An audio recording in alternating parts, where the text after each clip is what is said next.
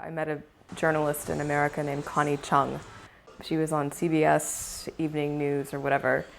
She said to me, she said, "You have a very strong voice. You would be a great journalist."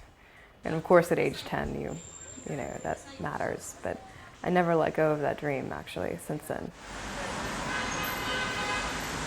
I was never interested in Asia, never interested in China.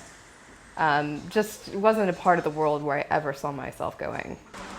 It was career, meaning getting ahead in my career. There was huge demand for Chinese news, so I went with it.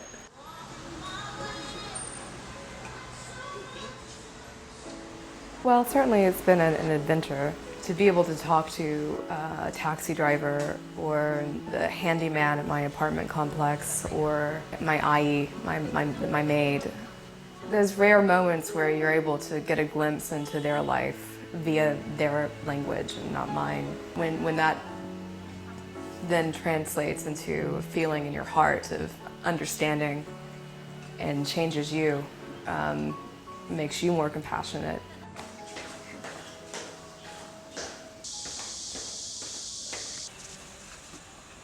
But at the same time, I feel very bitter because I don't think I've ever been in a country before where the notion of a foreigner and the notion of an outsider is so pronounced.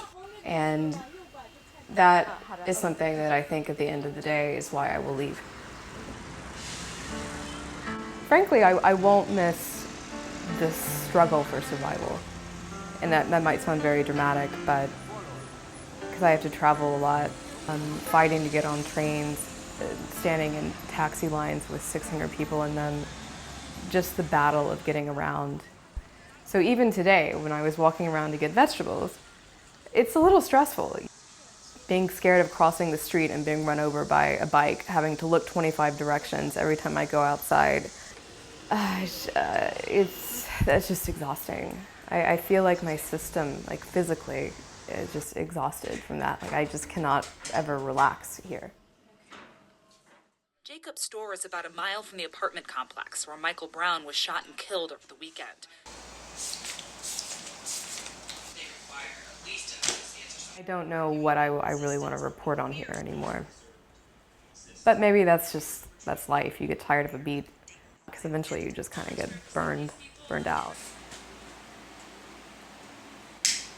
I might have China PTSD, post-traumatic stress disorder, and need to kind of go into rehab for a while and recuperate. It's been pretty exhausting here.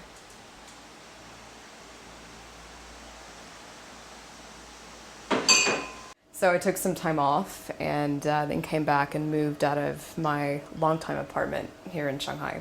This move it's been really overwhelming, both physically and sort of emotionally. You know, the apartment where I lived in Shanghai was near Fudan University, which is where I first lived when I moved to China in 2008, and I was 24 then, and I'm 31 now. So it's been a pretty hard few days.